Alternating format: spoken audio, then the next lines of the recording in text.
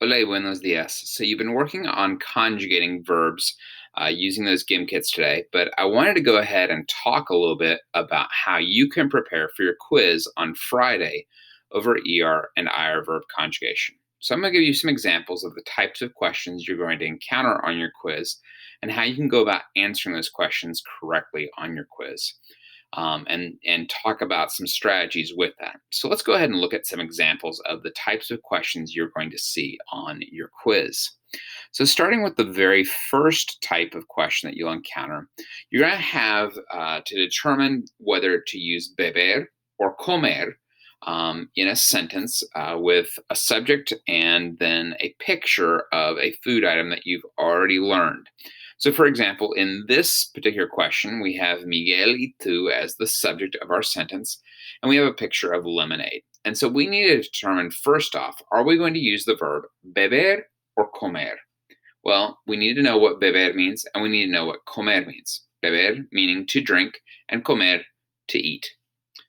So we want to go ahead and write a sentence about Miguel y tú. And typically, students can do pretty well with getting started, but then they have some issues when they go about trying to figure out how to conjugate the verb beber when they see a subject like this, Miguel y tú. And they immediately sort of go, okay, I at least know that it's got to be BEB because I know that I'm supposed to drop off the ER ending, but I don't know what ending to put on this particular verb. So let's go very quickly and look at our chart on ER verbs. So if we go down here to this ER verb chart, what you're going to find is on one side of our table, we have this word singular, and this means that it refers to who is doing the action in the sentence. Is it something that is singular or is it something that is plural? So looking back at our example question, you can see that Miguel y tú would be plural. It's two people, it's more than one, and so it's going to be plural. So our subject or the people who are doing the action in the sentence is plural. Knowing that information is really, really helpful because it means that none of these endings are going to be used. They would be incorrect. So we're not going to use the O ending, the ES ending, or the E ending. We're only going to focus on these plural endings. We have hemos and we have en. Next, what we want to do is determine, is our subject the word nosotros? Well, if you remember with me, nosotros wasn't in that example question, so it can't be that. And we also want to determine, is there someone's name followed by the expression y yo? Because that would mean we as well.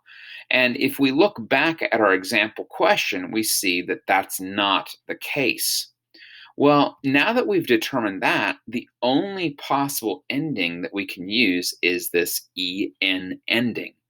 You'll also notice down here, like if we had someone's name, y tú, we would use the en ending. So it would be correct to use en.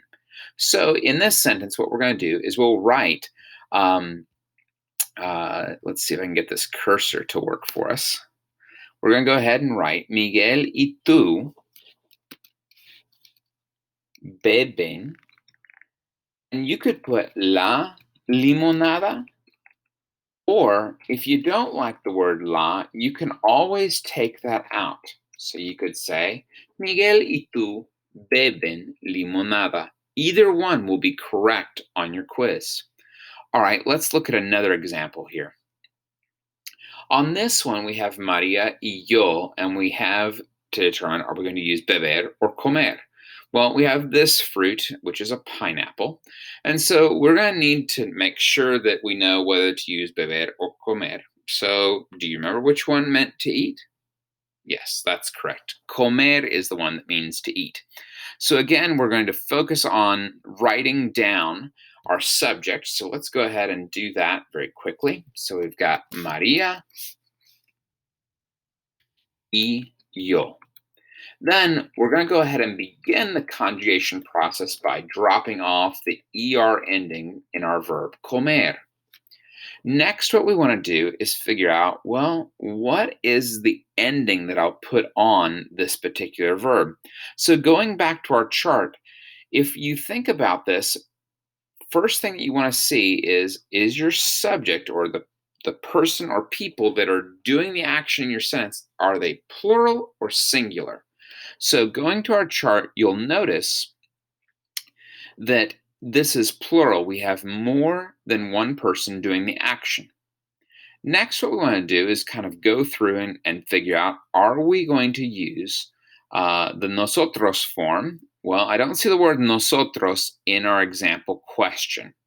However, when I look down at the next statement, it's someone's name and then the expression y yo. I do see that in our example question. So I know that we're going to use the hemos ending. So we're going to go ahead and write EMOS. Maria y yo comemos. Next, I need to write down the word for pineapple. So it's really important that I know how to spell all of my fruits and vegetables that I've been learning now for several weeks. So I'm going to go ahead and write down the word for pineapple. Maria y yo comemos la piña, the pineapple. Or if you want, Maria y yo comemos la piña. Maria and I eat pineapple. Either one would be correct. All right, let's look at the next type of questions that you'll encounter on your quiz. The next type of question that you'll encounter is a context conjugation, meaning you're going to be given two different verb choices, and you're going to have to determine which one you're going to use in the sentence or which one makes the most sense, and then you'll need to conjugate it. So, looking at this particular sentence, you see that it says Juan, and then you have these choices of compartir and comer. Now, before we move on with the rest of our sentence, it's really important that we understand that we need to know what these verbs mean so that we can figure out which one to use in this particular sentence. Compartir means to share, and comer means to eat. So, we're going to be determining, does Juan share or does Juan eat? The next part of our sentence says, el documento de Google, the Google document, with Diego. I have a feeling Juan is not going to eat a Google document. My guess is that he is going to share a Google document with Diego. So, looking at our verb there, let's go ahead and begin the process of conjugating it. So we're going to go ahead and highlight this line here, and I'm going to write down compart. I've dropped off the IR ending, which is exactly what I should do when conjugating verbs. Next, I want to look at my chart. I want to determine, is it the case that the person who's doing the action is singular or plural? So going back to my example sentence, I can see that it's Juan who's the one who's doing the sharing. So it's only one person that's actually doing the sharing. In this IR verb conjugation chart, I see that I have singular, and I'm going to be picking from these three endings. So I'm going to ignore this side of the chart. Next, I look to see, do I see the word yo as my subject? Well, no, Juan is not yo. And tú is definitely not Juan. But then when I get over to here, this is the only option that's left. And since Juan is a boy, I could replace Juan's name with the word he, él. So I'm going to use that E ending. So going back to my example, I'm going to write the E after the T. So Juan comparte, Juan shares the Google document with Diego. All right, last example. Again, we have two verbs here. We have our subject, and then we have the rest of our sentence. So Carlos and Jose. Now, the first thing that you may want to think about is, are my subjects singular or plural? Well, seeing as how there's more than one person, it's got to be plural. Next, I want to look at my two verbs. Do I know what they mean? Ver means to watch or to see, and vivir means to live. So next, what I want to find out is which verb to use in this particular sense. So I'm going to need to read the rest of the sentence to figure out the context. Carlos and Jose watch in Danville or live in Danville? Yep, it's vivir. So I want to say that they live in Danville. I'm going to go ahead and begin the process of conjugating, and I'm going to drop off the IR ending. Next, I want to go back to my chart on IR verbs. Since I'm only working with the plural side, I'm going to think really quickly about if I saw some of these subjects in my sentence. I didn't see the word nosotros or nosotras in my sentence. Going back just to check, it says Carlos y Jose. So I didn't see the word nosotros there. And I didn't see any expression where it had someone's name followed by y, yo. So I definitely know that I'm not going to be using this ending. And since none of these subjects in that sentence are singular, I won't be using any of these. So the only possible ending I can use is en. And this is what happens when you have two people's names where they're divided by the word and.